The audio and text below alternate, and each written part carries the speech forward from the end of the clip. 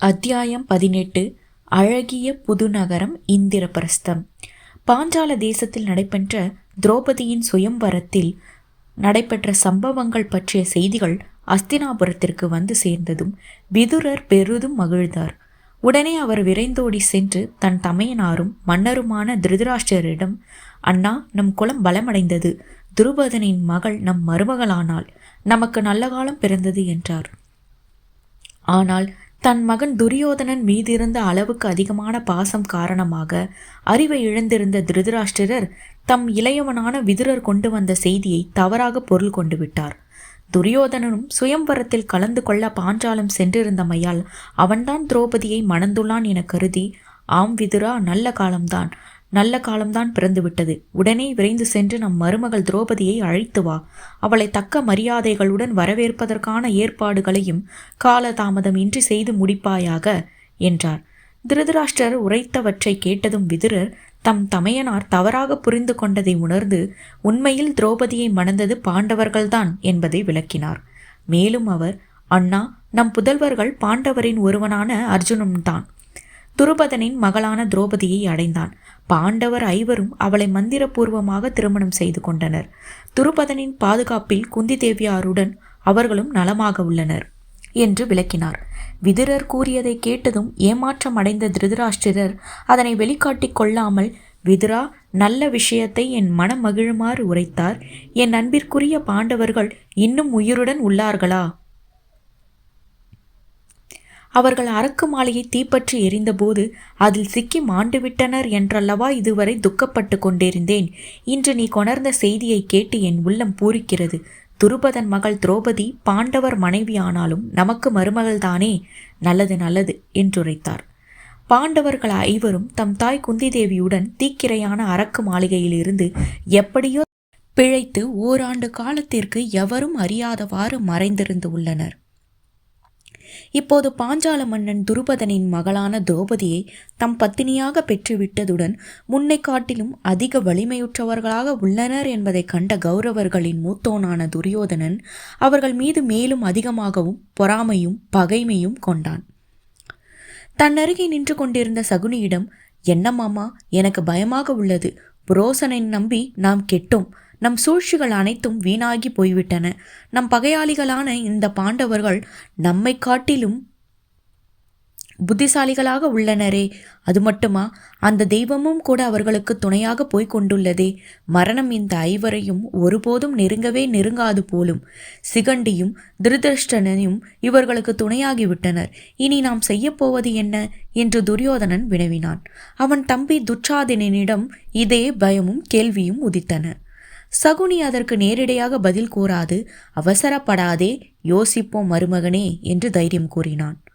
உடனே துரியோதனன் தன் உற்ற நண்பனான கர்ணனை அழைத்து கொண்டு பார்வையற்றவராக இருந்த தம் தந்தை திருதராஷ்டிரரிடம் விரைந்து சென்றான். அங்கு அவரிடம், தந்தையே, நீர் விதுரரிடம் இது நல்ல காலம் என்று உரைத்தரே. பஞ்ச பாண்டவர்கள் நம் விரோதிகள் என்பதை மறந்தீரா? அவர்கள் வலிமை அடைந்து கொண்டிருப்பது நமக்கு ஆபத்தில்லையா? அவ்வாறு அவர்கள் நம்மை காட்டிலும் வலிமை படைத்தவர்களாக ஆகிவிட்டால் அவர்களால் நிச்சயம் நாம் அழிந்து விடுவோம். அவர்களை கொல்ல நினைத்த நம் எண்ணம் கைகூடாது போனது. இப்படி நாம் எண்ணியவை ஏதும் நிறைவேறாது போகுமானால் நமக்கு அழிவு நிச்சயம். எப்பாடுபட்டாவது அவர்களை நாம் அழித்தே தீர வேண்டும். அதற்கான தக்க வழியை எனக்கு கூறுங்கள் என்றான். மகனே துரியோதனா, நீ கூறியது முற்றிலும் உண்மைதான். ஆனால் நம் எண்ணம் ஏதும் விதுரனுக்கு தெரியாதிருக்க வேண்டும்.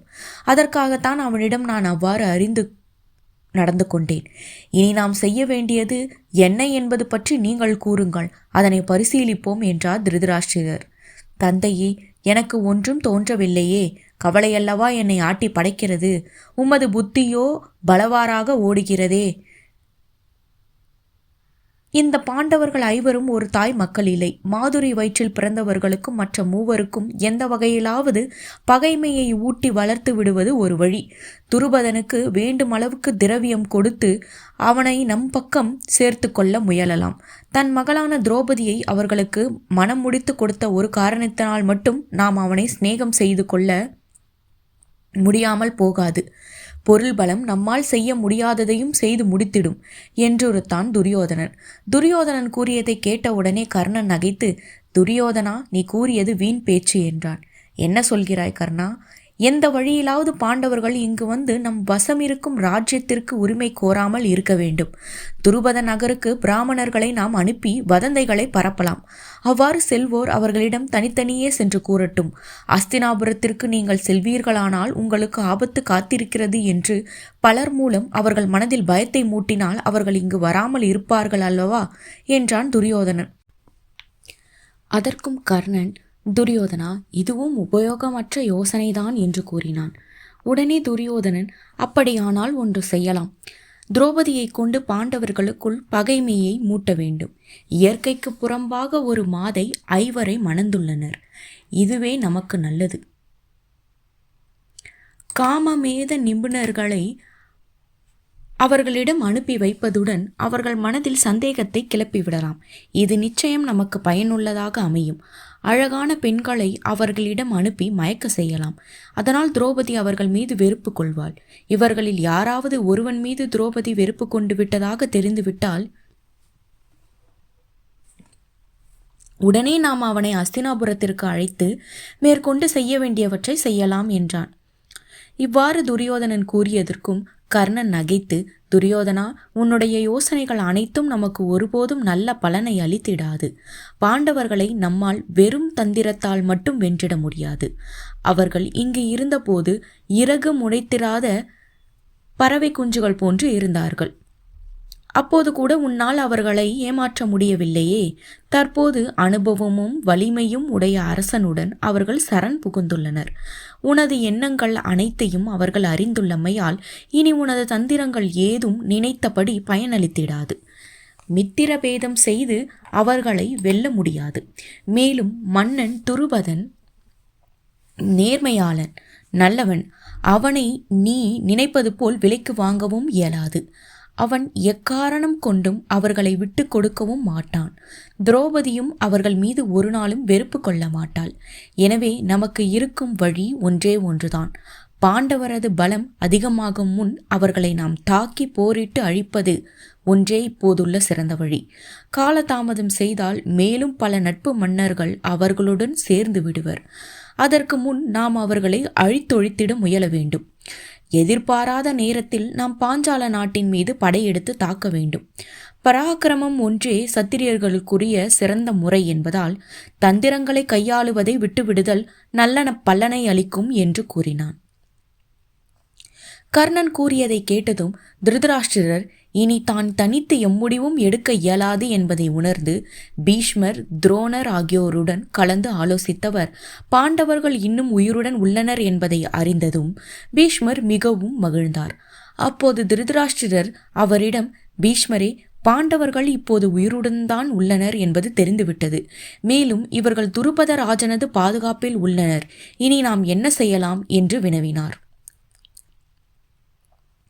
அதற்கு பீஷ்மர், திருதராஷ்டிரா, பாண்டவர்களுடன் சமாதானம் செய்து கொள்வதுடன் ராஜ்யத்தில் பாதியை அவர்களுக்கு அளிப்பதுதான் முறை. இதுவே நாட்டு மக்களது விருப்பமும் ஆகும்.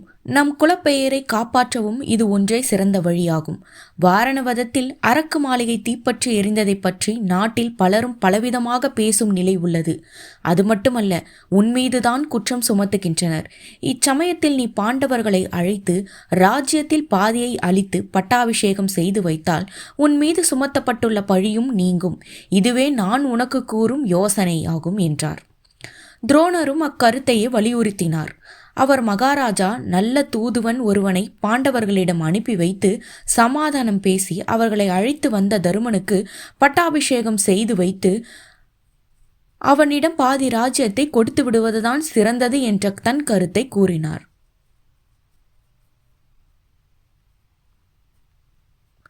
துரோணர் உரைத்தவற்றை கேட்டதும் கர்ணன் மிகுந்த கோபம் கொண்டான். அளவு கடந்த நட்பு துரியோதனனுடன் அவனுக்கு இருந்தமையால் பாண்டவர்களுக்கு பாதி ராஜ்யம் அளிப்பதில் அவனுக்கு உடன்பாடில்லை. அதனால் அவன் திருதராஷ்டிரரை பார்த்து, மகாராஜா, தங்களிடம் பொன் பொருளை மட்டுமல்லாது அந்தஸ்தையும் பெற்றுள்ள துரோணர் இவ்வாறு யோசனை உரைப்பது எனக்கு பெரும் வியப்பையே அளிக்கிறது. நீங்கள் மந்திரிகளின் தகுதியை நன்றாக ஆராய்ந்து அவர்கள் கூறும் யோசனையை பரிசீலனை செய்ய வேண்டும். அவர்களது பேச்சுக்கு மட்டும் மதிப்பு கொடுத்திடக்கூடாது என்றான். கர்ணன் இவ்வாறு திருதராஷ்டிரரிடம் கூறியதை கேட்டதும் கடும் கோபம் கொண்ட துரோணர் அவனை பார்த்து, துஷ்டனே, நீ துர்மார்க்கத்தையே மன்னருக்கு உபதேசிக்கிறாய், மரியாதை தவறி பேசுகிறாய். நானும் பீஷ்மரும் கூறியதை திருதராஷ்டிரன் கேட்காது போனால் கௌரவர் வெகு விரைவில் அழிந்து போவர், இது நிச்சயம் என்றார். அப்போது திருதராஷ்டிரர் விதுரரை பார்த்து, விதுரா, நம் பிதாமகரான பீஷ்மரும் குலகுருவான துரோணரும் கூறிய யோசனையே சால சிறந்தது. அறிவிற் சிறந்த அவர்களது கூற்றை நாம் ஒருபோதும் புறக்கணித்திடக்கூடாது. எக்காலத்திலும் நமக்கு அவர்கள் நன்மையே செய்து வந்துள்ளனர். துரியோதனர் முதலானோரை போன்றே உனக்கு பாண்டவர்களும் புத்திரர்கள்தான். அவர்களுக்கு தீங்கு நேருமாறு எவராது யோசனை கூறினால் அவர்கள் நம் குலத்தை கெடுக்க வந்தோர் என்று நீ கருதிட வேண்டும். துருபதனும் அவனது புதல்வனும் கிருஷ்ணனும் அவரை சார்ந்த யாதவ குலத்தோரும் பாண்டவர்களுக்கு பெரும் பக்கமலமாக இருக்கின்றனர். அவர்களுடன் போர் செய்வது என்பது இயலாத ஒன்று. கர்ணன் கூறும் யோசனை எப்பயனையும் தராது. அது மட்டுமல்லாது வாரணவதத்தில் பாண்டவர்களை அரக்கு மாளிகைக்கு தீயிட்டு கொள்ள முயன்றதாக வேறு நம் மீது பழி ஏற்பட்டுள்ளது. அப்பழியை முதலில் களைய வேண்டும்.